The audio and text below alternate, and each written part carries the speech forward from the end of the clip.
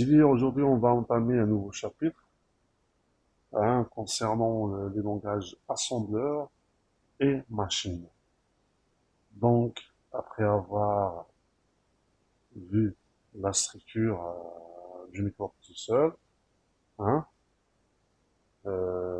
externe et interne, alors donc dans ce chapitre, on va apprendre comment programmer ou écrire des programmes à bas niveau, c'est-à-dire j'utilise directement le langage du microprocesseur pour écrire un programme. Euh, Justement, donc, pour écrire un programme au niveau machine, je dois utiliser donc le langage machine, c'est-à-dire le langage utilisé par le microprocesseur hein, pour exécuter les programmes. Euh, le langage machine, donc, est un langage qui n'est pas vraiment facile, hein, n'est pas simple, compliqué. Et pour cela, donc, on a proposé le langage assembleur. Donc, le langage assembleur, c'est un langage donc qui est proche de la machine, tout en présentant ou en offrant aux programmeurs des symboles et une syntaxe plus proche de l'algorithme. C'est ce qu'on va faire. D'accord. Donc, je partage les documents.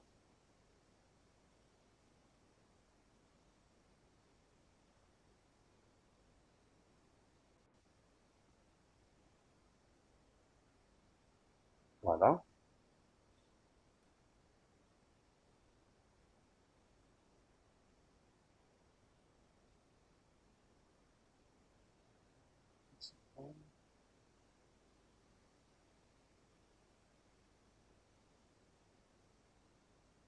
Alors, donc, on commence par une petite introduction. Il faut savoir qu'il y a deux types de langages. Il y a des langages haut niveau et les langages bas niveau. Donc, les langages haut niveau sont des langages permettant de cacher la complexité du matériel tout en offrant hein, des structures, une syntaxe plus élaborée et mieux adaptée au domaine d'application donc du programmeur. Par exemple, si je veux traiter des données, là il vaut mieux utiliser un langage qui offre des structures hein, facilitant donc le traitement et la manipulation des données. Euh, Par contre, plutôt, par exemple, les langages au niveau, on peut donc trouver le langage Java, PHP, hein. Il y en a donc d'autres. Par contre, les langages bas niveau, ce sont donc des langages qui permettent aux programmeurs de manipuler directement le matériel. Oui. C'est-à-dire, ils offrent donc la possibilité d'utiliser des instructions hein, qui touchent directement le matériel. Maintenant, l'utilisation de ces langages dépend bien sûr de l'objectif ou du contexte d'application. Par exemple, si je veux écrire un programme système, par exemple un pilote, hein, un driver ou une application qui touche vraiment le matériel, là, il vaut mieux utiliser un langage bas niveau, hein, un langage plus proche du matériel. Par contre, si on a donc des besoins vraiment qui sont euh, qui sont indépendants de la machine, là, ils vont mieux utiliser donc le langage le mieux donc adapté hein, et facilitant bien sûr la tâche. Alors, donc le langage machine, comme vous voyez ici, hein, la simple définition, est un langage très lourd pour programmer la machine et on doit se soucier des détails de la machine. Justement, donc pour programmer un matériel, hein, il faut donc connaître tous les détails techniques concernant ce matériel, sinon vous ne pourrez pas le programmer. Par exemple, pour le 8086, donc pour lui écrire des programmes en utilisant donc son langage, hein, qui est le langage donc machine 8086, là, je dois connaître parfaitement hein, la structure du microprocesseur 8086. Je dois donc connaître quels sont ces registres et comment les utiliser. Je dois aussi connaître comment le microprocesseur s'adresse aux composants, et ainsi de suite. Et donc, c'est pour ça, le langage machine est difficile et lourd, et on peut donc se tromper facilement parce qu'on serait amené à écrire des instructions sous format donc binaire ou bien hexadécimal. Ce qu'on va voir dans la série d'exercices, bien sûr, où on serait amené donc plutôt à écrire des instructions en code machine. Alors, et aussi donc l'autre problème posé par le langage machine, c'est que le fait qu'on doit manipuler des instructions sous forme binaire, on peut se tromper facilement. On a, on a vu ça dans le premier chapitre, que la manipulation d'une longue suite de 0 et de 1 hein, n'est pas vraiment facile. Elle est délicate parce qu'il suffit juste d'inverser un bit et la donnée donc change complètement. Alors, et maintenant donc, pourquoi l'assembleur hein? Pourquoi on a inventé l'assembleur? Tout simplement pour rester proche de l'algorithme, hein, tout en proposant bien sûr la possibilité de programmer directement le matériel. Par exemple, au lieu par exemple de dire, euh, c'est-à-dire utiliser les codes des opérateurs, par exemple addition, par exemple son code c'est par exemple 81H, par exemple, hein, euh, suivi de la valeur de l'opérande 1 et l'opérande 2. Et donc, en assembleur, j'utilise directement l'instruction add. Donc, c'est une instruction, donc le terme ou le symbole add, c'est un symbole donc qui est compréhensible et significatif et simple et il est proche de l'algorithme. Add, ça veut dire additionner. Et je trouve les deux opérandes juste après. Vous voyez? Alors, et donc, puisque c'est un langage qui utilise une description symbolique hein, du langage machine, hein, c'est-à-dire, c'est un langage machine, mais qui, au lieu d'utiliser donc des valeurs binaires, il utilise plutôt donc hein, des mots-clés. Voilà, des mots-clés. Donc, pour rester plus proche de ce que vous avez dit en algorithmique, des mots-clés. Euh, et bien sûr, comme tous les langages, le langage assembleur a sa propre syntaxe, sémantique bien sûr, hein, et bien sûr, la structure du programme assembleur hein, euh, doit être respectée. Et donc, pour la respecter, on doit connaître la structure du programme assembleur. Alors, rappelez-vous qu'on a vu que le microprocesseur, quand il s'adresse à la mémoire centrale, il s'adresse donc en respectant l'adressage par segment. C'est-à-dire, quand il s'adresse à la mémoire centrale, il doit donc indiquer l'adresse de base du segment et le déplacement effectué à l'intérieur du segment. Ce qu'on a vu donc, c'est l'adresse logique, qui est composée de deux valeurs dont chacune est sur 16 bits. Euh, et c'est pour ça, dans la structure des programmes assembleurs, regardez, tout programme assembleur doit être composé d'un segment de code qui est obligatoire. Qu'est-ce qui contient ce segment? Il contient que des instructions. D'accord? Il n'y a pas de données déclarées à l'intérieur du segment de code. Donc le segment de code est obligatoire. C'est clair, parce que quand on parle de programme, ça veut dire que il doit contenir au moins une instruction. Même quand vous écrivez, par exemple, si je prends le cas du langage C, même si vous écrivez un programme vide, c'est-à-dire, euh, je, j'utilise la fonction main, accolade ouvrante, accolade fermante. Donc c'est une fonction qui est vide.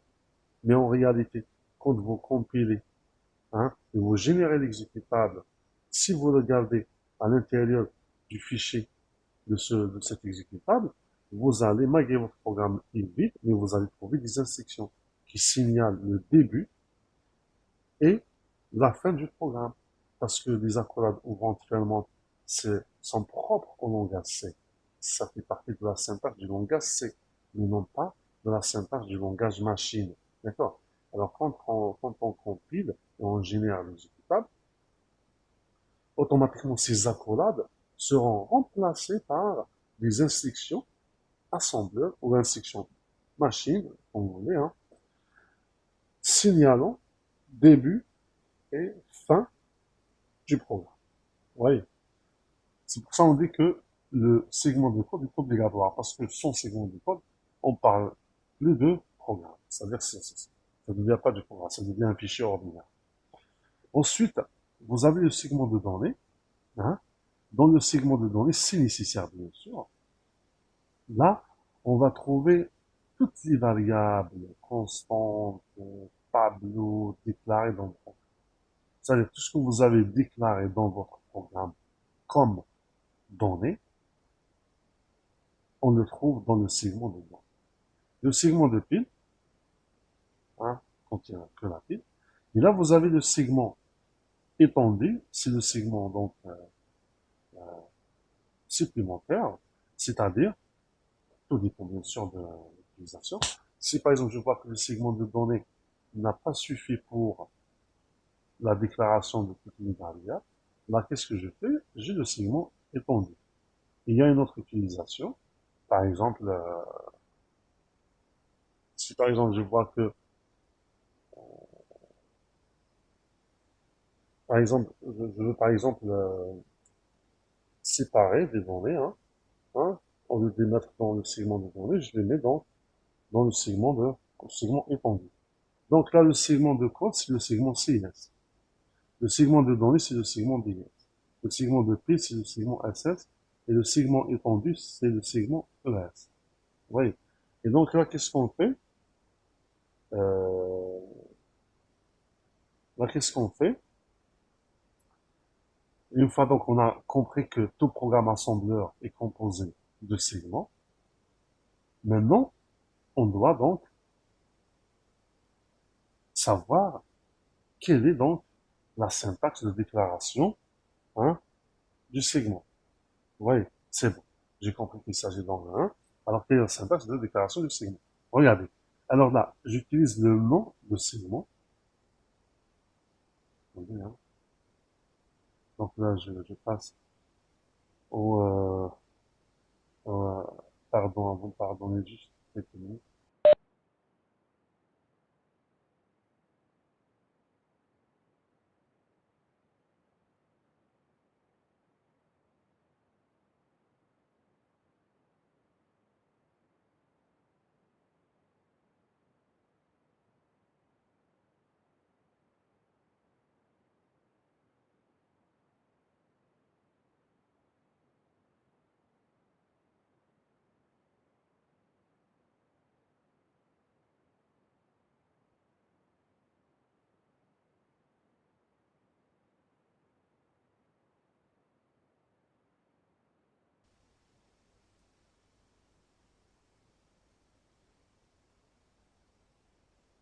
Alors, j'ai dit donc, voici la déclaration des segments.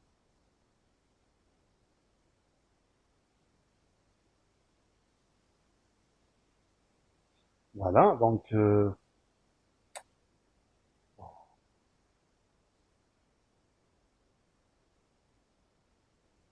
voilà. Donc, Monsieur, oui. comment IDE t'a assemblé? Comment? Développement environnemental assemblé. Vous avez le TAS, on reviendra sur ça. C'est pas le moment, s'il vous plaît. Hein. Laissez-nous D'accord. d'abord avancer. Bah, ça concerne le type. D'accord? Ça concerne le type. Alors, regardez. Donc, comment déclarer un segment? Donc là, je trouve le nom du segment. Là, vous avez un mot-clé. Vous voyez, je le mets en rouge. Ensuite, je trouve le contenu, c'est-à-dire tout segment, quel que soit le segment code, de données, étendu ou bien de pile, donc, ont la même syntaxe de déclaration. D'accord? Donc là, j'ajoute la syntaxe de déclaration, bien sûr. Voilà. Donc là, j'ai le nom, suivi du mot-clé segment. Ensuite, je trouve aussi le nom, suivi de end. End, ça veut dire fin de segment. End, segment. D'accord?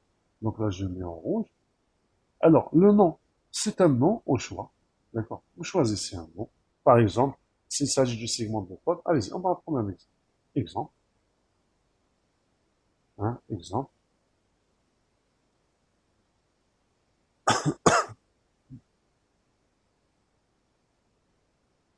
Par exemple, mon segment de code, je vais l'appeler mes variables. Mes va.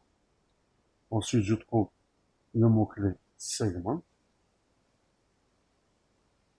Là, euh, je mets commentaires. Les commentaires en langage assembleur, ce sont précisés par point virgule. D'accord? Donc, il n'y a pas donc le délimitateur sur plusieurs lignes, mais plutôt par ligne. C'est-à-dire chaque ligne de commentaire doit être précédée par point virgule. Donc, commentaire. Là, je mets, voilà, mes instructions. Mes instructions. Hein. Et là, je mets donc des points. Voilà.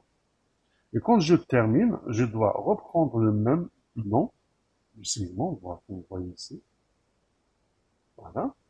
Et je termine par end. End segment. Voilà.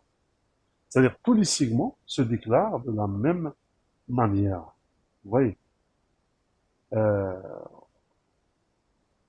c'est bon. Maintenant, une fois donc le segment déclaré, là, euh, il y a donc une particularité concernant le segment de code. Regardez, le segment de code parce que c'est le point d'entrée au programme. D'accord? euh, Comme en langage C, le point d'entrée au programme, c'est-à-dire le début d'exécution. On commence donc l'exécution hein, à partir donc de la fonction main, c'est-à-dire la fonction main représente le point d'entrée au programme. C'est la même chose. Donc, votre programme assembleur, son point d'entrée bien sûr, c'est le segment de code, mais exactement, on va voir, c'est la première instruction. Ça, je dois un. Alors, donc, quelle est la particularité de la déclaration du segment de code? Par exemple, là, on trouve la même syntaxe de déclaration du segment. Ce qui est en plus, c'est ça.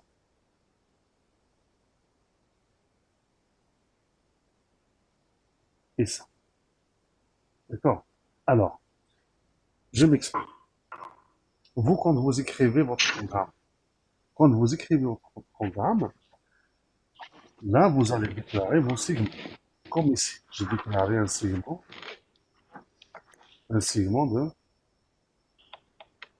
de données. Je l'ai appelé mes var. Je vais déclarer un autre segment que j'appelle mon code. Je vais appeler mon code. Je respecte la syntaxe. Coupez le son, s'il vous plaît. Segment.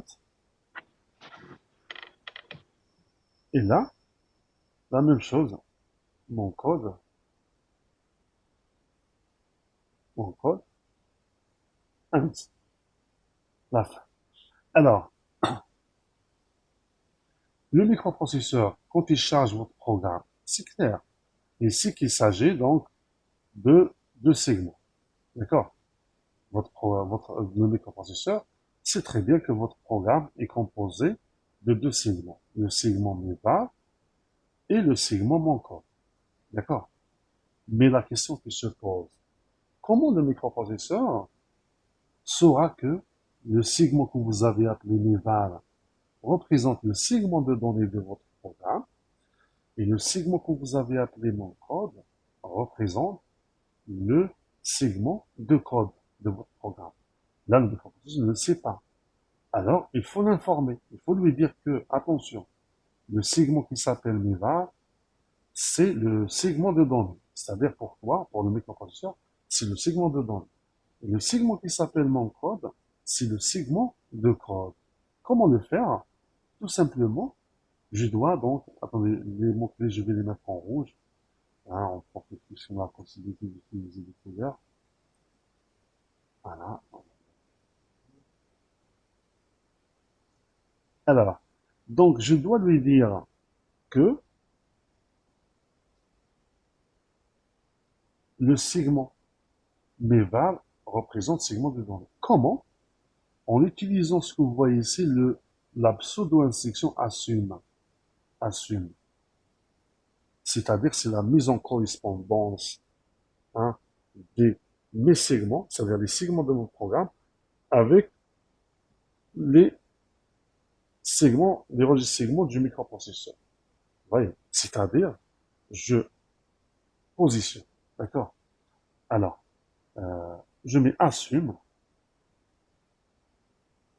Voilà, assume, c'est un mot-clé aussi. Mais je vais le mettre avec une couleur, en couleur différente. Vous allez voir pourquoi. Vous allez voir pourquoi. D'accord? Assume. Euh, voilà, j'utilise une couleur. Alors, assume. Je mets donc DS, deux points. Là, DS, deux points. DS, je vais la mettre en rouge pour dire attention. C'est un mot-clé, je ne peux pas déclarer. Donc, voilà. Assume. DS n'est que les variables. D'accord? Là, voilà. Ensuite, virgule, CS, CS, mon code. Oui, voilà, c'est bon, c'est bon. Et donc, là, je vais mettre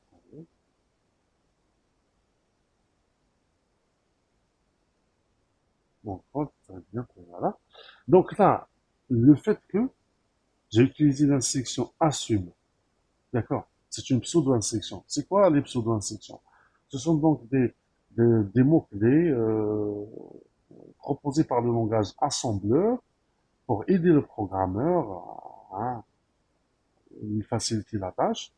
Mais ces pseudo-instructions seront donc éliminées par le compilateur et remplacées par la, la valeur correspondante. D'accord? On va voir d'autres pseudo-instructions. Hein. Par exemple, si je veux connaître l'adresse d'une variable, parce que là, je suis avec mon gaz assembleur, qui est proche de l'algorithmique, ça veut dire que je peux déclarer des variables. Mais à un moment donné, j'ai besoin de connaître l'adresse ou le déplacement d'une variable. Là, je ne vais pas donc m'amuser à calculer donc le nombre de cases mémoire qui précèdent ma variable pour dire voici le déplacement. Non. Imaginez c'est votre programme donc hein, possède c'est pas dizaines ou centaines de variables. Hein, ça devient vraiment pénible. Alors, le langage assembleur vous offre une pseudo-instruction qui s'appelle offset permettant de récupérer le déplacement. Ça dépend, j'utilise la pseudo-instruction offset automatiquement, j'ai demandé à l'assembleur hein, de me donner le déplacement d'une variable. Et donc, cette pseudo-instruction offset sera automatiquement éliminée par le compilateur et remplacée par le déplacement hein, demandé. Vous voyez? Alors, mais là, ce qu'on a fait, donc, je peux par exemple, hein, si par exemple j'ai déclaré un segment étendu, par exemple, je vais l'appeler euh, euh, mes var sup, hein, mes variables supplémentaires. Là, la même chose, je mets virgule, ensuite j'écris ES, deux points, mes var sup. Vous voyez? Maintenant, qu'est-ce qu'il reste à faire? Maintenant, ce qu'il reste à faire, c'est de positionner les registres segments sur les segments de votre programme. C'est-à-dire, vous demandez au microprocesseur que, hein, une fois votre programme est chargé, de positionner ces registres segments sur vos segments. C'est-à-dire sur les segments de votre programme. Alors, comment? Tout simplement, je dois d'abord utiliser une étiquette, je vais l'appeler main, ou bien début, début, deux points, c'est une étiquette, hein. Et là, qu'est-ce que je fais? Je positionne. Comment? Je fais move, move, AX, virgule, euh, je mets la arrobase, c'est l'adresse du segment, mes var, d'accord? Et ensuite, j'affecte au segment, au registre segment DS, AX. Là, qu'est-ce que j'ai fait, s'il vous plaît? Regardez. Je mets commentaire, je profite alors, je mets commentaire pour dire, donc là, je mets italique, voilà, c'est commentaire. Donc là, j'ai mis dans AX, le registre AX, qu'est-ce que j'ai mis? J'ai mis donc l'adresse logique de base du segment, mais va. Vous voyez? Ça veut dire là, j'ai récupéré, parce qu'une fois le programme est chargé, ça veut dire euh, son adresse mémoire est connue. D'accord? Alors, qu'est-ce que j'ai demandé? De placer l'adresse logique de base du segment MIVA dans AX et ensuite affecter AX à DS. Ça veut dire, j'ai positionné le registre segment DS du microprocesseur sur mon segment MIVA qui représente le segment de données de mon programme. Et donc, de cette façon, le microprocesseur, c'est bon. Il pointe son registre de segment de données sur votre segment de données. Alors, la question qui se pose, monsieur, pourquoi on n'a pas mis directement move ds arrobase, c'est-à-dire l'adresse 2020? Oui, on ne peut pas faire ça parce que ce n'est pas permis. L'instruction donc move registre segment une valeur immédiate est interdite. C'est-à-dire je ne peux pas faire ça, par exemple.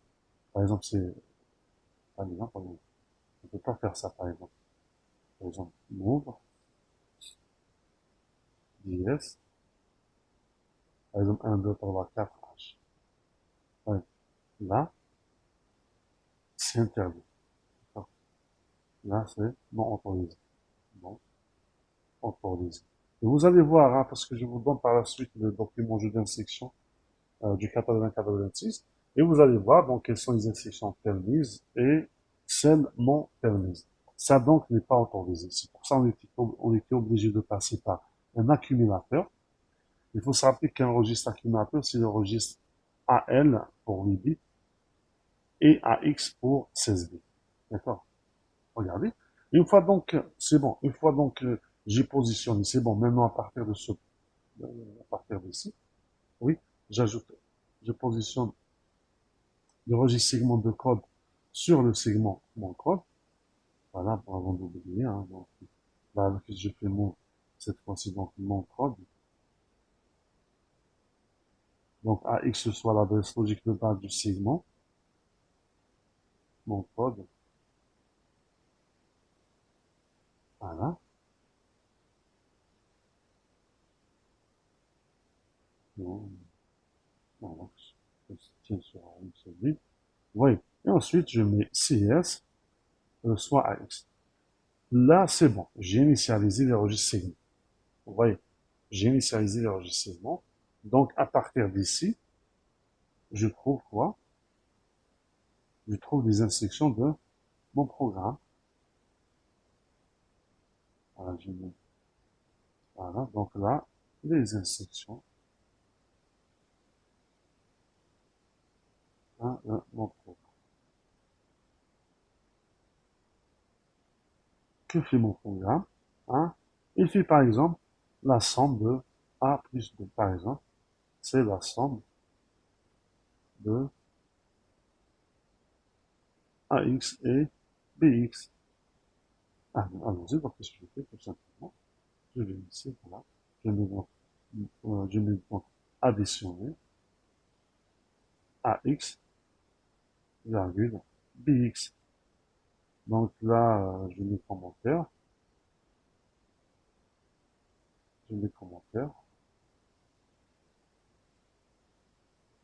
Ça veut dire quoi? Ça veut dire AX,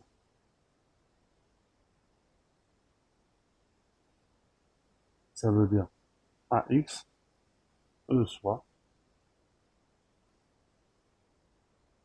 soit, AX plus BX. Vous voyez? Voilà, et ainsi de suite. Donc, je peux ajouter autant de sections que je veux, tout dépend de ce que je veux faire. Hein. Donc là, je mets dans les points. Hein. Et il faut pas oublier que la fermeture du segment, vous voyez, doit donc se faire comme suit. Qu'est-ce que je fais? Je vais tout simplement end, le nom de l'étiquette end, début. Vous voyez? Donc, là, le nom de l'étiquette, c'est au choix. C'est au choix. Hein. Je peux l'appeler main, sauf que je dois respecter. Je dois utiliser le même nom. Deux points d'entrée, hein, pour le point d'entrée et la fin du segment. Vous voyez? Donc, ça, c'est un mot-clé aussi. Donc, je mets en rouge. Voilà. Hein. Donc, voici la différence. Donc, au niveau du segment de code, je répète, je dois donc tout simplement indiquer quel est mon segment de données, quel est mon segment de code, en utilisant la pseudo-instruction assume. D'accord? Donc, la pseudo-instruction assume fait la correspondance entre les segments de votre programme et les segments connus par le microprocesseur, c'est-à-dire les segments de données, de code étendu et de pile. C'est-à-dire, assume informe le microprocesseur qui est votre segment de données, qui est votre segment de code, et ainsi de suite. Ensuite, qu'est-ce qu'on fait? Là, on doit positionner le registre segment du microprocesseur sur les segments de votre programme. Autrement dit, on doit placer les adresses de base des segments de votre programme dans les registres segments correspondant bien sûr du microprocesseur. Voilà. Par exemple, ici, donc, j'ai placé l'adresse de base du segment Nevar, qui représente le segment de données, dans le registre segment DS. La même chose pour le segment de code. J'ai placé l'adresse de base du segment mon code dans le registre segment CS. Et ensuite, je trouve mes instructions ici. Et je termine, je ferme le... Attention, hein, regardez. Là, on a d'abord ouvert le segment. Ensuite, on a indiqué le point d'entrée. C'est le début d'exécution, le point là. Mais la fermeture, c'est l'inverse. Je ferme d'abord le segment et ensuite je ferme l'étiquette. Point d'entrée. D'accord? Alors, ça, en ce qui concerne donc la déclaration des segments. Est-ce qu'il y Monsieur, a... Oui, monsieur AX et BX l'ensemble, c'est des variables, contiennent des mais valeurs. attention, non, les registres sont des registres. Les variables sont des variables dont les noms sont choisis par l'utilisateur. Par exemple, je peux déclarer une variable X, Y. Par contre, tout ce qui concerne donc les noms réservés ou qui sont des mots-clés, donc par exemple AX, c'est le nom du registre AX du microprocesseur. Je peux l'utiliser parce que n'oubliez pas que les registres sont tout simplement des petits espaces mémoire à l'intérieur du microprocesseur. D'accord? Les choses deviendront plus claires hein, quand on déclare des variables. D'accord? Donc là, on va voir comment déclarer une variable.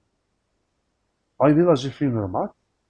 Assume indique au microprocesseur les segments du programme, où se situent les données et les instructions. C'est clair. L'étiquette début indique le point d'entrée du programme. Voilà. Alors, regardez comment on déclare les variables. Vous voyez, vous avez les variables simples et les variables tableau. Alors, les variables simples, c'est comme en algorithme, quand on déclare une variable, qu'est-ce qu'on a besoin? On a besoin donc de connaître son nom, son type, hein, et des fois, on peut l'initialiser. D'accord? La même chose, regardez, par exemple, ici, j'ai déclaré une variable. Attendez, je donne la syntaxe générale. La syntaxe de déclaration des variables. Là, je mets 1.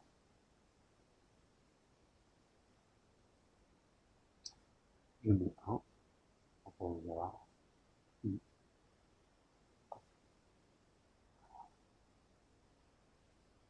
Là, donc,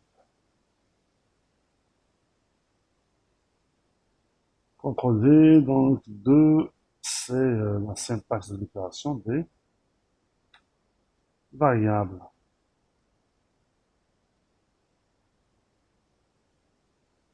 Voilà. Là, je mets 2.1. Je mets variable simple.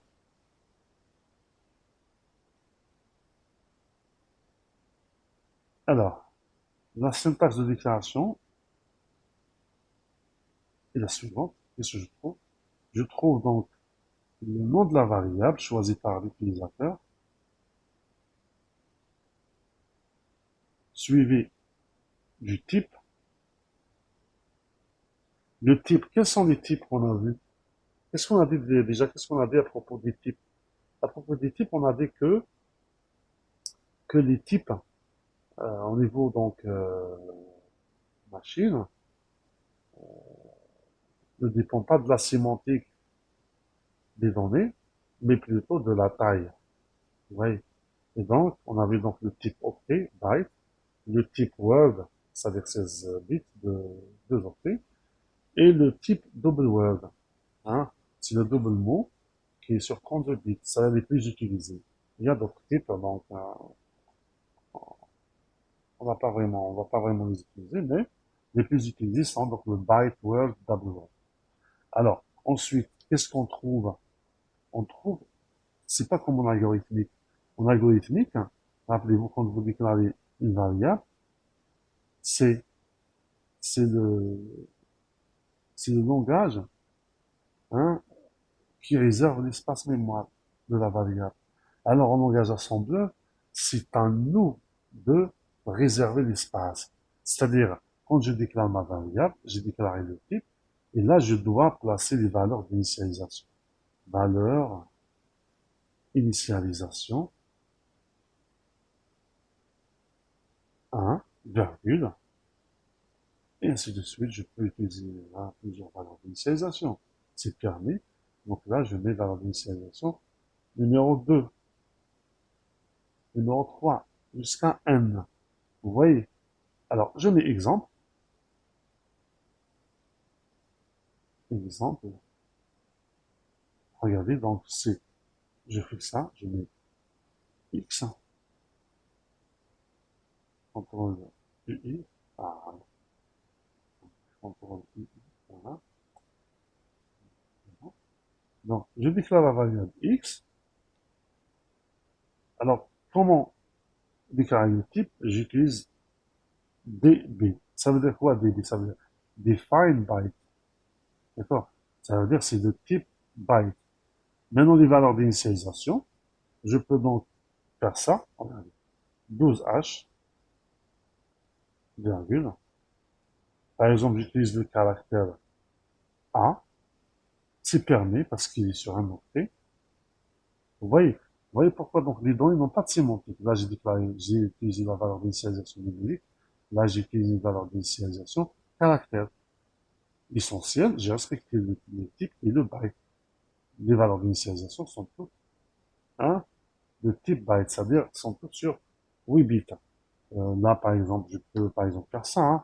Allez, 2 plus 5 en décimale. Je n'ai pas mis la base. Et ainsi de suite. Pour le Word, je déclare Y. Y de type Word. Là, je peux 1, 2, 3, 4, H. Maintenant, la question qui se pose, imagine si je n'ai pas une valeur d'initialisation.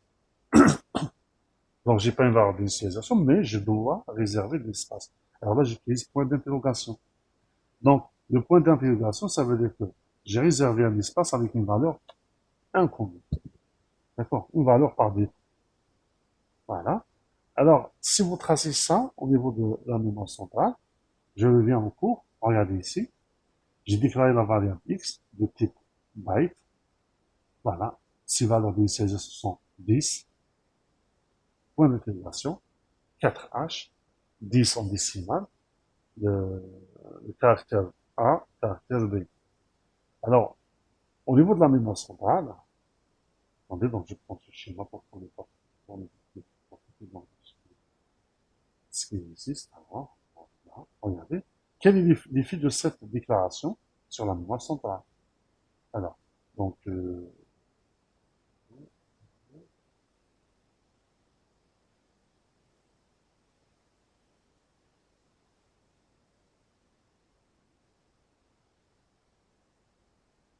on va voir ça.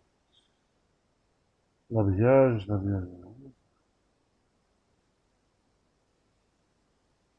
Ah, regardez, donc, quel est l'effet de cette déclaration? On sait très très bien que la mémoire centrale, donc, est une suite de cases. Regardez, donc là, j'ai déclaré, hein, voici la variable.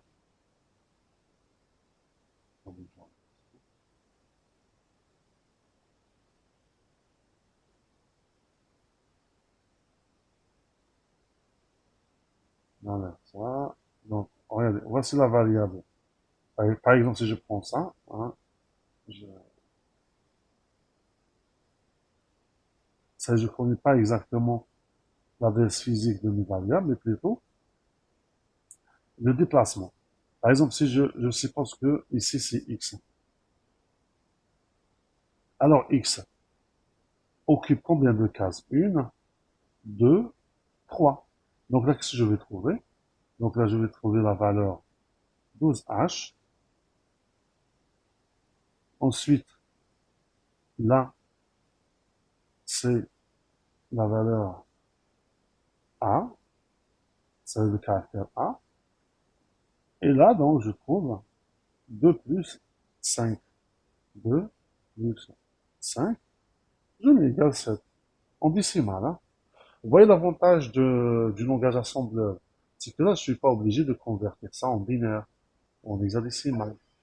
Là, je suis pas obligé de trouver le code ASCII du caractère A majuscule. C'est le compilateur assembleur qui s'en occupe. D'accord? Et donc là, Monsieur, oui. monsieur 12H, c'est 12 en hexadécimal. Comment? 12H, c'est Hein? 12 en hexadécimal. Oui, voilà, ouais, oui.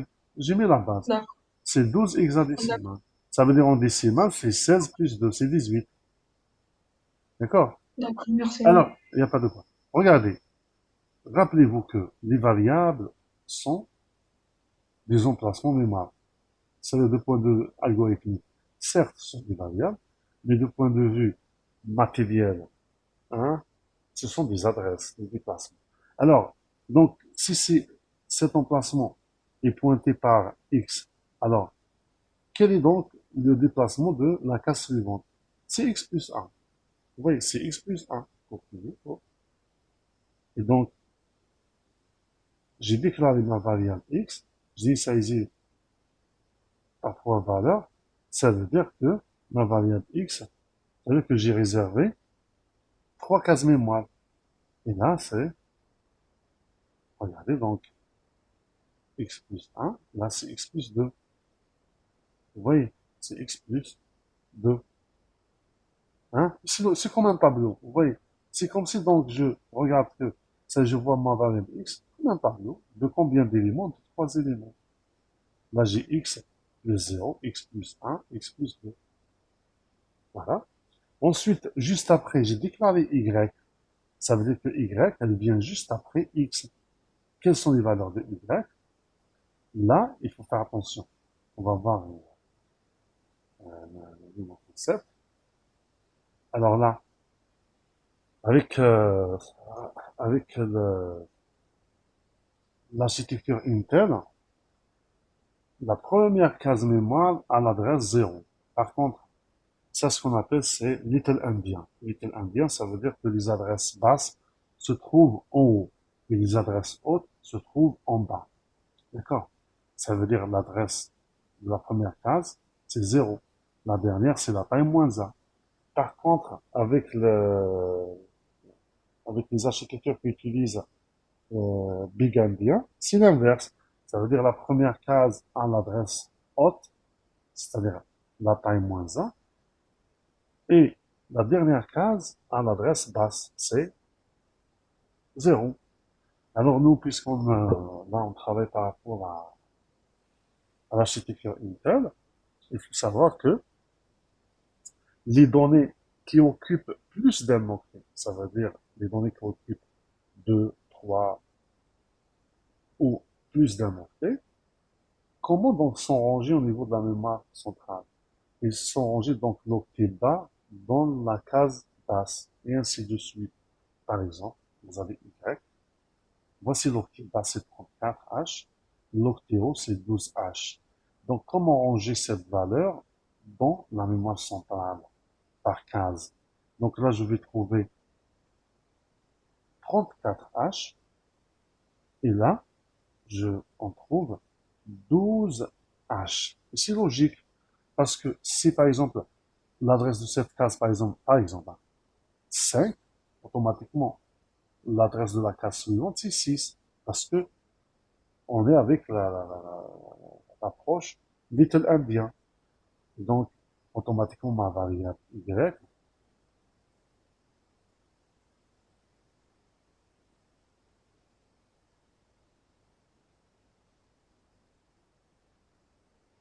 là je trouve Y,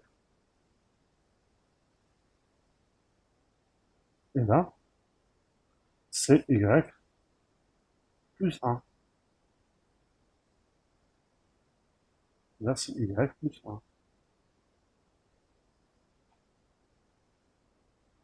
Vous voyez, donc là j'enlève ces données hein, pour dire que je ne sais pas ce qu'elle contient. Pas la même chose. C'est des valeurs quelconques. Vous savez que tout espace mémoire contient des données quelconques. Regardez, donc vous voyez l'effet de la déclaration hein, de x, y. Alors je déclare une autre variable qui s'appelle z de type WD. Donc ça c'est pour, regardez, donc là, je peux mettre comme ça.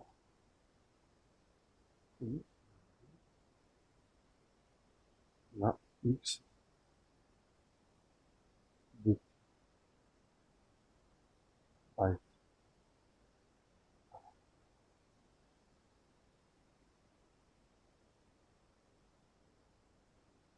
Là vous avez donc y, y de type word. Monsieur, Oui, monsieur Y, il est séparé dans la mémoire. qu'est-ce que vous voulez dire par séparé? Parce que là, Il n'est pas séparé, non, regardez. Ouais, j'ai déclaré il y a de type les WF, touches à mais contact, je lui ai réservé deux zones. D'accord? Parce que je l'ai initialisé donc ah oui. hein, par deux valeurs. Vous voyez, une valeur connue, 1234H, et une valeur inconnue, quelconque. Vous voyez? Donc, j'ai dit en assembleur, quand on déclare des variables, c'est à nous de réserver l'espace qu'on a besoin. Vous voyez? L'espace dont on aura besoin. Par exemple, moi, j'ai vu que ici, Y, hein, j'ai besoin de deux valeurs, ou deux espaces pour deux valeurs. Donc, je l'ai initialisé par deux valeurs, une connue et l'autre inconnue. Regardez par exemple ici, voilà, regardez bien. Donc là, j'attire votre attention s'il vous plaît. Je déclare par exemple ma variable z de type W, je l'initialise à 56H. Là, vous allez dire monsieur, mais là, point d'interrogation.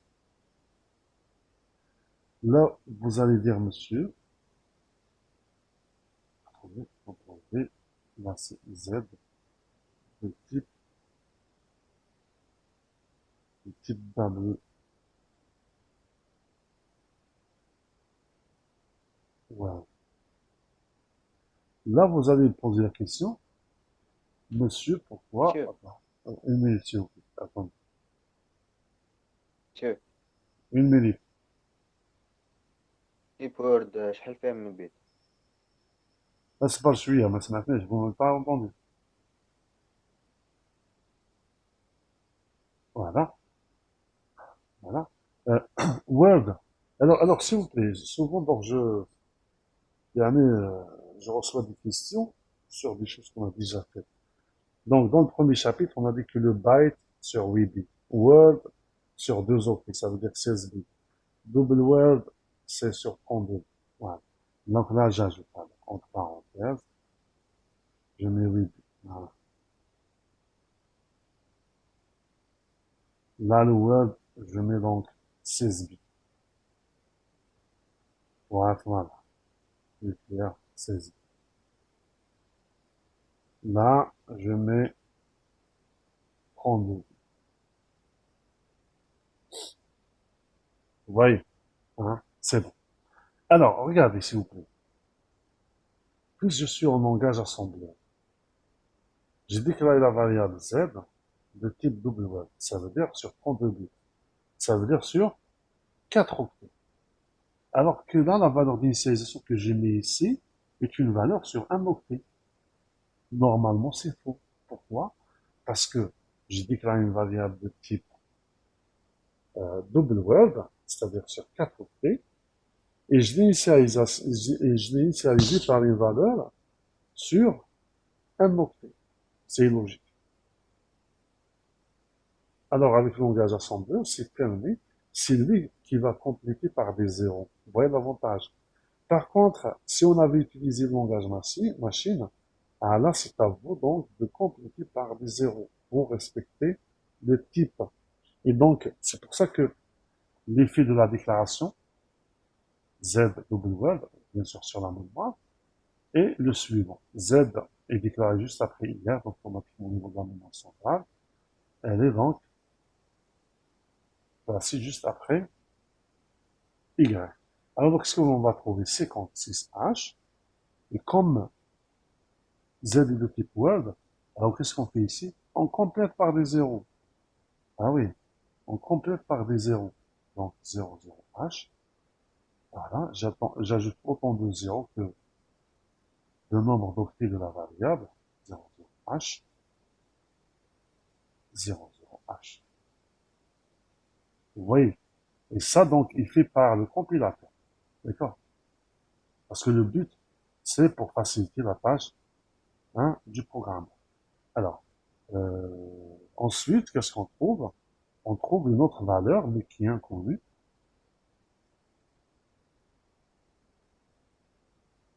Voilà.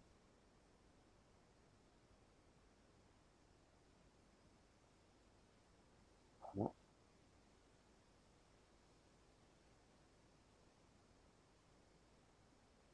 Voilà. Donc là, j'ai 1, 2, 3, 4.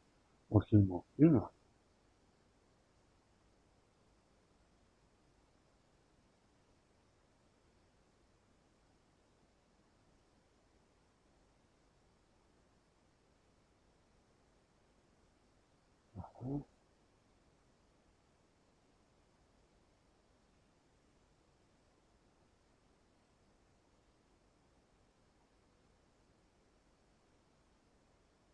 Voilà. Donc, voilà. Là, donc je mets quoi? Je mets point d'interrogation. Je mets donc point d'interrogation.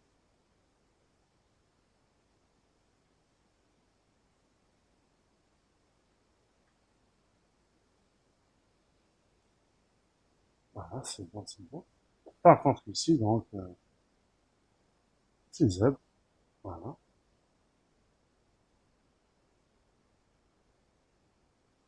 Attendez, là, s'il vous plaît, là, attendez. Oui, Y. On n'a pas terminé avec Y. Parce que là, regardez, attendez. Là, Y plus 1, c'est 1 fois la taille de Y, d'accord? Parce que là, X plus 1. Parce que la taille, le type de X, c'est byte, donc plus un octet.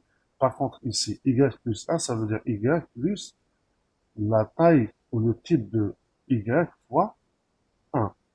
Ça veut dire, donc là, j'ai pas terminé, j'ai réservé de l'espace. Attendez, donc on va écrire ça. C'est très important.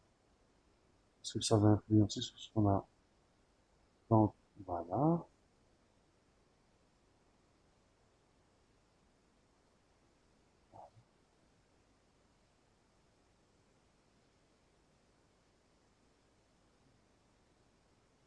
Alors, s'il vous plaît, je rectifie, hein. J'ai pas fait attention donc à la notion de taille. C'est très important. Regardez. Donc, là, j'ai deux.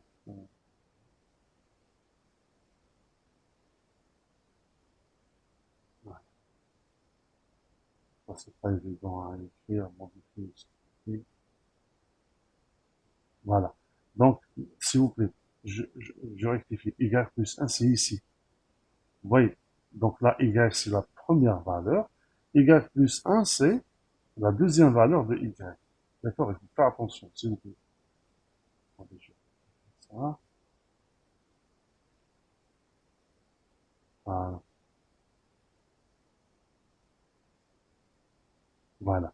Ensuite, ici, on trouve Z. D'accord? Il faut faire attention, s'il vous plaît. Là, je trouve Z. Et Z plus 1, c'est ici.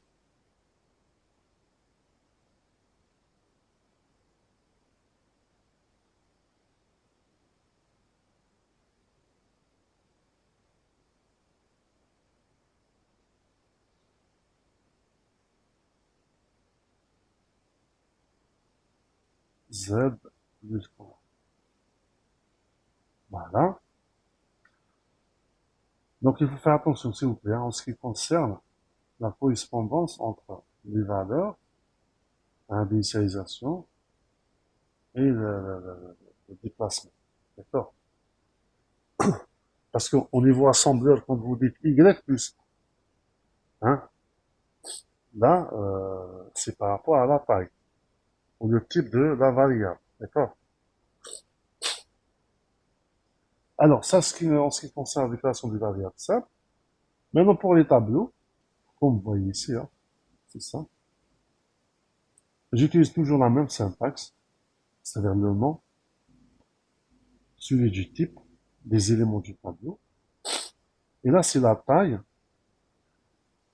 celui du mot-clé duplication, la valeur d'initialisation. Ça veut dire, j'ai demandé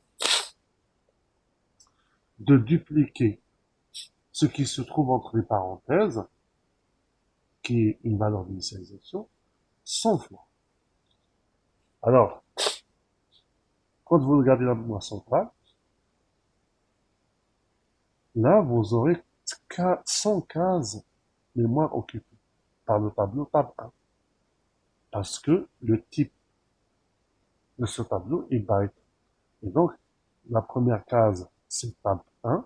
La deuxième, c'est tab 1 plus 1. Jusqu'à la dernière, c'est tab 1 plus time 1. D'accord? Par contre, ici, pour le deuxième tableau, c'est la même chose, hein. J'utilise la même syntaxe de déclaration, sauf que là, j'ai ajouté des valeurs d'initialisation.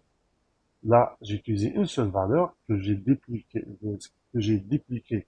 100 fois. Par contre, ici, j'ai utilisé 4 valeurs d'initialisation que j'ai dupliquées combien de fois? 2. Et c'est pour ça. Et c'est pour ça, donc, là, vous avez, voici la première. Et là, voici donc la deuxième. Donc là, c'est 1 plus 4. Parce qu'il ne faut pas oublier, là, je suis avec le type byte. C'est pour ça, là, j'ai mis plus 4. Vous voyez, type byte. D'accord? Si type pas byte autre, donc je fais attention. Alors, là, par exemple, regardez, j'ai déclaré un tableau à 2 dimensions. La première dimension, c'est 100. La deuxième, regardez, c'est 100. Ça veut dire, j'ai demandé de dupliquer ce qui se trouve à l'intérieur 100 fois. Et ce qui se trouve à l'intérieur, lui aussi est dupliqué 100 fois. Vous voyez, hein? C'est ça. Alors, je fais juste une remarque, s'il vous plaît, parce que souvent, les étudiants disent, mais c'est pas tout le monde, heureusement, là, bon, une minorité, disent que Monsieur le langage assembleur est difficile. Moi, je dis non. Vous savez pourquoi? Le langage n'a jamais posé de problème. Parce que le langage, c'est quoi? C'est une donc syntaxe à respecter quand vous écrivez votre programme en utilisant ce langage. Là, vous serez appelé hein, à coder, tout simplement. C'est-à-dire en code. Hein, c'est ça. Mais quelqu'un qui est bon en algorithmique, il n'aura jamais de problème avec la programmation. Parce que le langage utilisé, quel que soit le langage Java, PHP, Python, C Sharp, je ne sais pas moi, c'est question de syntaxe à respecter, ni plus ni moins. Et donc, le problème n'est pas au niveau du langage, mais plutôt, c'est au niveau de l'algorithmique. Donc, si vous êtes bon en algorithmique, hein, c'est-à-dire, vous arrivez vraiment donc à résoudre un problème ou une problématique algorithmiquement, le langage est simple. Donc, c'est juste hein, connaître la syntaxe de ce langage et vous codez votre programme. Parce que là, c'est le codage, la programmation.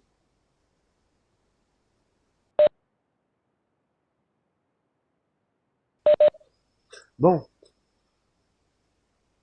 maintenant donc on a vu comment déclarer, après avoir donc vu la structure du programme, après avoir vu comment plutôt la syntaxe de déclaration des segments, la syntaxe de déclaration du segment de code qui est un peu particulière par rapport aux autres segments, par rapport à la déclaration des autres segments, et aussi après avoir vu la déclaration des variables, là on va voir la syntaxe des instructions. C'est pas vraiment quelque chose de difficile, je pense que c'est facile. Hein. Euh, donc déclarer, plutôt, utiliser des instructions assembleur, c'est très simple. Pratiquement donc toute instruction assembleur, elle est de la forme. Je peux trouver étiquette, c'est pas obligatoire. Opérateur obligatoire, c'est clair, parce qu'une instruction sans opérateur, sans opérateur n'est pas une instruction. Hein. Oui, donc le code d'opérateur donc est obligatoire. Ensuite, je peux avoir opérande 1, suivi de l'opérande 2, et je peux trouver aussi commentaire. Donc, l'opérand 2, tout dépend, il peut être absent. La même chose, l'opérand 1 et 2 peuvent être absents en même temps. Par exemple, il y a des instructions qui n'utilisent pas des opérands, sans opérand. Par exemple, l'instruction CLE, clear EF, clear interrupt flag. C'est l'instruction qui positionne le flag du PSW, du registre d'état du microprocesseur IF, à 0. Vous avez l'instruction ST7IF. Ça veut dire, c'est l'instruction qui positionne le flag IF à 1. Donc c'est une instruction sans argument. Euh, alors, donc là, je vous donne le document. Donc je le mets sur Moodle. Le document donc jeu d'instruction assemblée 86, avec bien sûr le document code machine qu'on va utiliser pour traiter des exercices de la prochaine série. Alors, il faut savoir que euh, parmi ces instructions assembleurs, les instructions assembleurs sont classées en catégories. Donc là, j'ai classé donc moi 6 catégories. Vous avez les instructions de déplacement des données. Ça veut dire quoi? Ce sont des instructions qui affectent une donnée, hein, de l'argument source vers l'argument destinataire. Alors, là, juste, euh, il faut savoir que toujours, là, donc si les deux opérands sont présents, il faut savoir que toujours l'opérand 1 est appelé opérand destinataire Et l'opérande 2 est appelé l'opérande source. D'accord? Et c'est pour ça,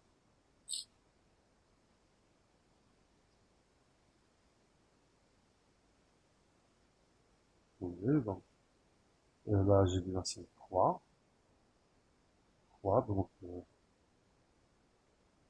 3. Je mets donc les instructions assemblées. Alors, il faut savoir que les instructions assemblées,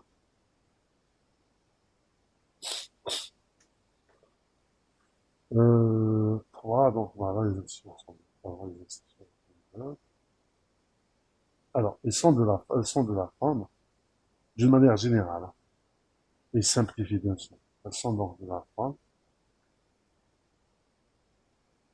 voilà. Qu'est-ce que je trouve? Je trouve opérateur,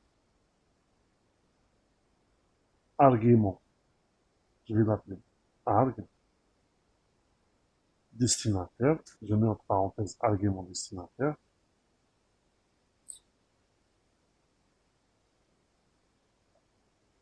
virgule, arg, SLCG, pour dire argument source. Argument source. Voilà. Vous voyez? Donc, ils ne sont pas tout le temps présents. Alors, vous avez donc les instructions, j'ai dit, de déplacement des données. 3.2.1, je mets donc instruction de déplacement des données. Par exemple, move. Move, c'est quoi?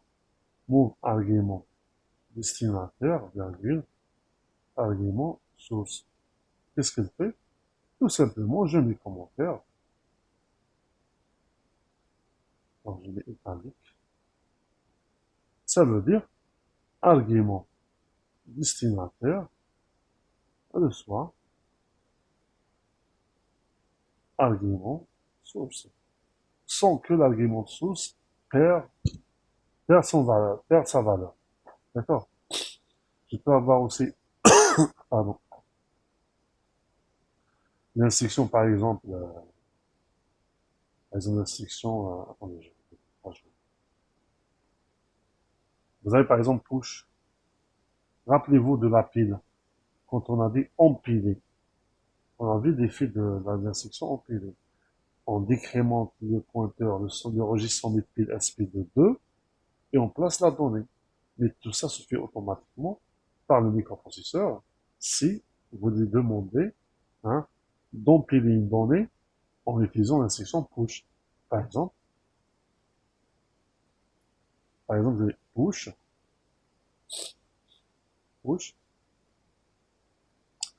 argument, source. Vous voyez, là, l'argument destinataire est absent. Là, qu'est-ce qui va se passer automatiquement? Je mets commentaire. Empiler, argument, source. C'est tout. Ouais. Sans que l'argument source perde sa valeur. Vous avez l'instruction hop. Hop, c'est l'inverse de push. Argument. Cette fois, c'est argument destinataire ou source. C'est l'argument destinataire. Ça veut dire quoi? Ça veut dire, là, empiler, ça veut dire quoi? Empiler. Ça veut dire, je mets commentaire. Ça veut dire placer hein, la valeur de argument source dans la pile. Et on a vu comment empiler. D'accord? Par contre, Monsieur, ici, oui. s'il vous plaît, j'ai pas bien compris le sens de argument destinataire, argument source. L'argument source, ça veut dire, c'est l'argument qui fournit la valeur, qui possède la valeur D'accord. à affecter à l'argument destinataire. Par exemple, là, ici, move, argument. Je donne un exemple, pardon. Je donne un exemple. D'accord. Oui, j'étais un peu vite. Regardez. On prend un exemple. Donc, regarde. Par exemple, si je fais ça. Si je fais ça. Move. Par exemple, move. AL. 20H. Je mets le commentaire. Ça veut dire quoi? Ça veut dire AL égale 20H. Ça veut dire j'ai affecté la valeur 20H au registre AL qui est sur 8 bits. AL, c'est l'octet bas du registre AX. D'accord? D'accord. Voilà. D'accord. Donc la valeur 20, c'est l'argument source. C'est lui la source. Et AL, c'est la destination. D'accord. Même D'accord. chose. Très Donc bien. là, j'ai mis dans la pile quoi? La valeur de l'argument source dans la pile. Là, j'ai dépilé. Donc, là, qu'est-ce que j'ai mis? Tout simplement, j'ai demandé de dépiler, donc le son pile, plutôt la valeur. Voilà, pour être plus explicite, la valeur du son pile, ou bien la valeur de son pile. Monsieur, là, on utilise le segment qu'on a vu tout à l'heure, c'est-à-dire la pile. La pile se trouve dans le segment SS, le segment de pile. Ouais. Oui, qu'on a vu Mais, tout à l'heure. oui, mais là, on est d'une manière générale, d'accord? C'est-à-dire, quel que soit le programme qui utilise un segment de pile, ou bien on utilise la pile du système, donc les instructions donc, empilées et dépilées, donc travaillent de la même manière, que ce soit donc la pile. D'accord? D'accord. Oui. Mais il faut faire la différence entre la pile du système et la pile du programme. Parce que je peux définir ma propre pile. D'accord? Et Oui. D'accord. définir les instructions de manipulation de la pile. Mais là, il s'agit de la pile du système. Alors, donc, dépiler la valeur du son pile, hein, et, l'affecter, à un arg source, destination, pardon. Yes. Vous voyez, ça veut dire, ça veut dire, le point jumelé, ça veut dire arg destination, reçoit, reçoit, hein, son pile. Voilà, voilà, voilà. Voilà, je mets point virgule parce qu'il ne faut pas oublier avec le langage assembleur, euh, les commentaires, donc,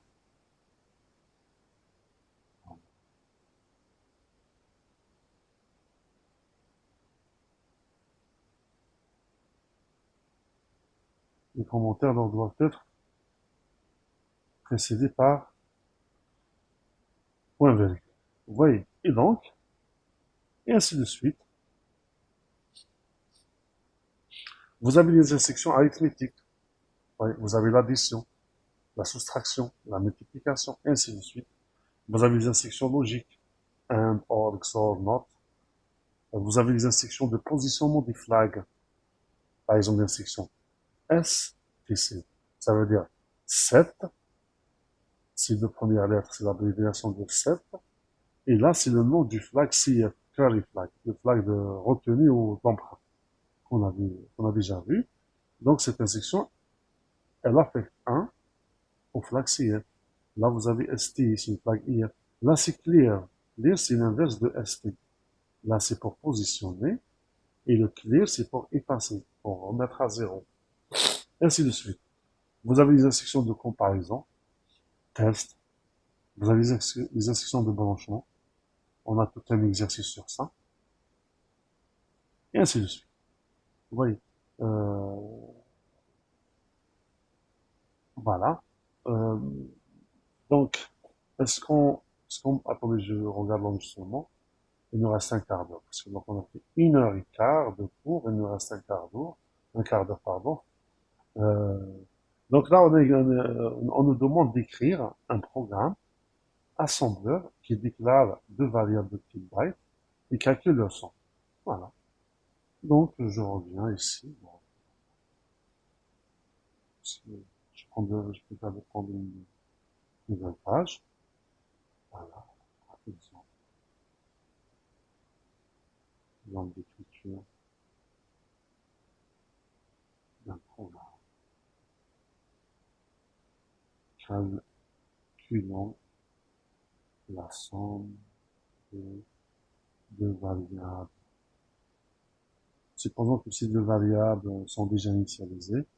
Voilà, je vais les appeler x, y, hein, voilà, contrôle UI. Donc, alors, je déclare mes variables. Là, c'est clair, le segment de code est obligatoire. Ça veut dire mon segment, mon programme, donc déjà, possède un segment de code. Est-ce que je dois utiliser un segment de données ou non? Oui, je dois utiliser parce que là, j'ai bien dit que j'ai deux variables. D'accord? Je dois déclarer le type byte.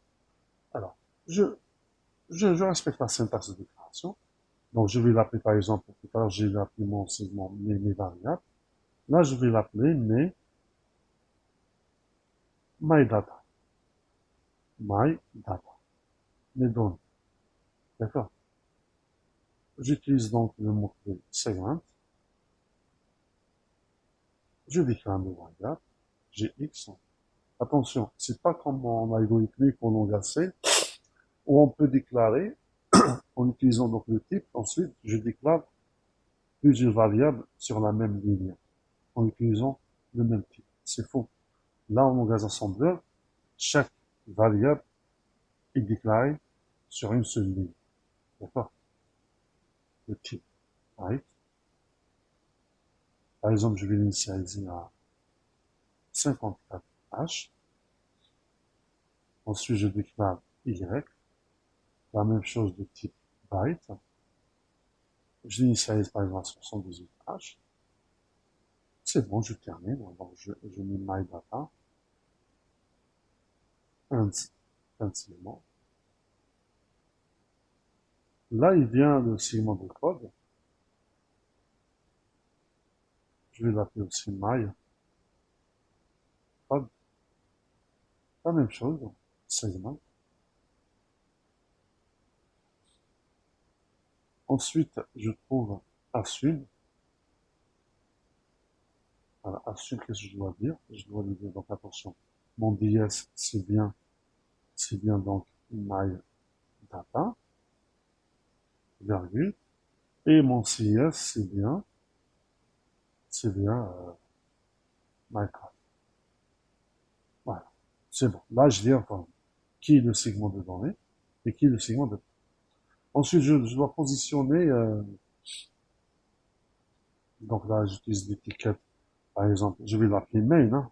Main, c'est un mot-clé pour langage C, mais non pas pour l'assemblée. Là, je fais donc move à x, virgule, arrobase, my data. Ensuite, move ds, move ds, move ds, ax. La même chose pour cs, et move.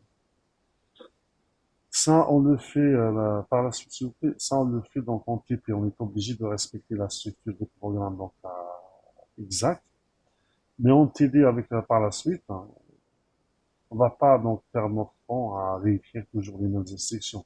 C'est-à-dire qui le segment de code de données là, parce que en TD on est donc en théorie et non pas en pratique.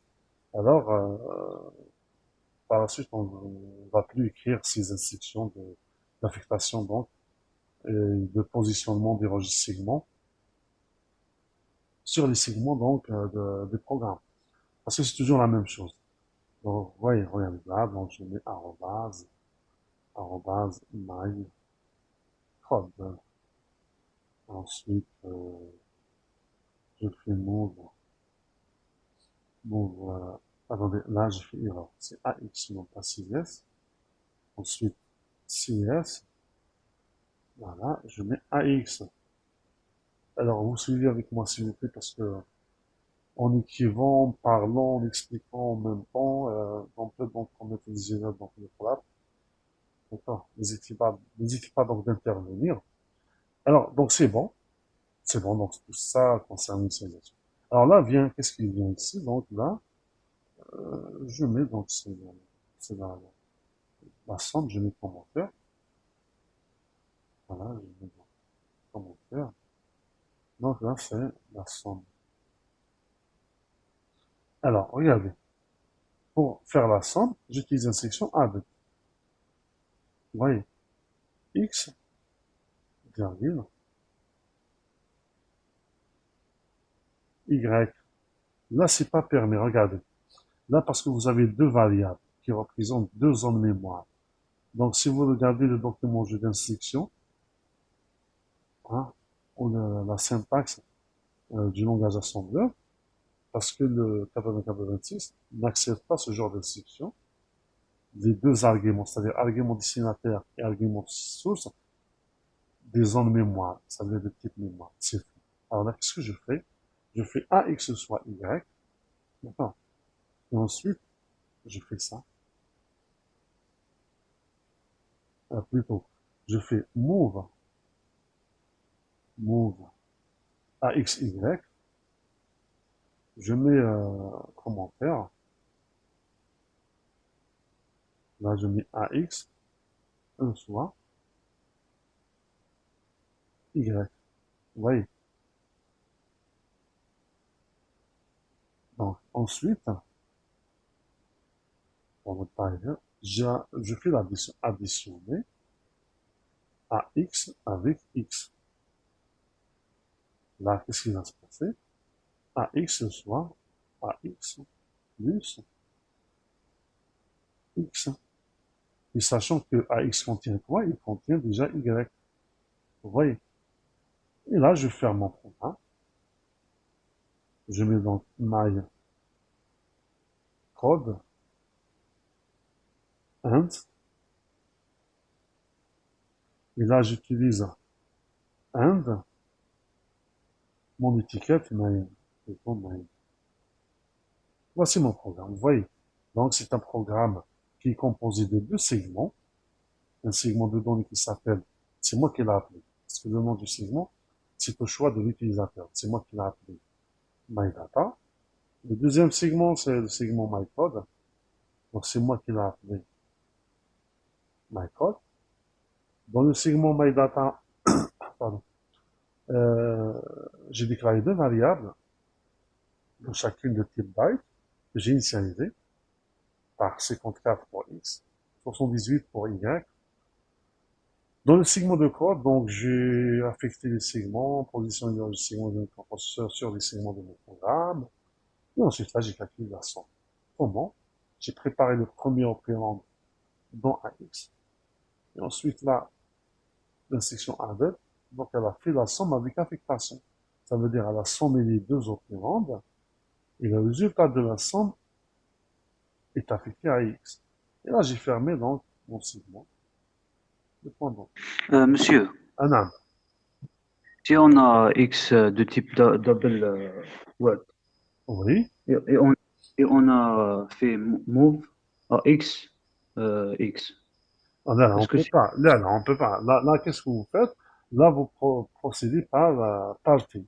Ça veut dire, je place le mot bas de la variable dans AX, par exemple, le mot haut dans DX, et ensuite, je fais la somme par partie, et je dois faire attention à la retenue.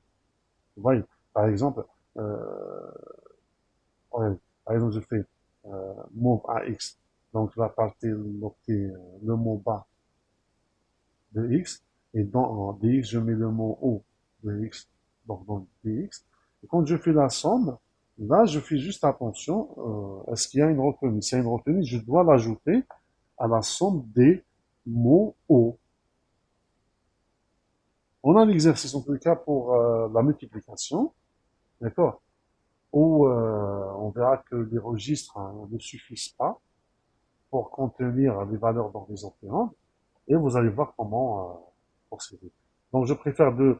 Donc si vous avez s'il vous plaît, des questions concernant des exercices, essayez donc de les préparer, de les garder, parce que je pense qu'on a deux séances, je pense. Non. Je vais voir en tout cas l'emploi du temps pour les séances présentielles. D'accord? On va traiter ça, vous allez voir donc comment procéder. Est-ce qu'il y a des D'accord, questions? monsieur. Il n'y a pas de... Est-ce qu'il y a des questions? Alors, s'il n'y a pas de questions, donc je termine, donc je mets fin à cette séance et on se verra dans un quart d'heure ou il y a 2 minutes. Hein, vous prenez une petite pause et on reviendra pour faire le TV. D'accord?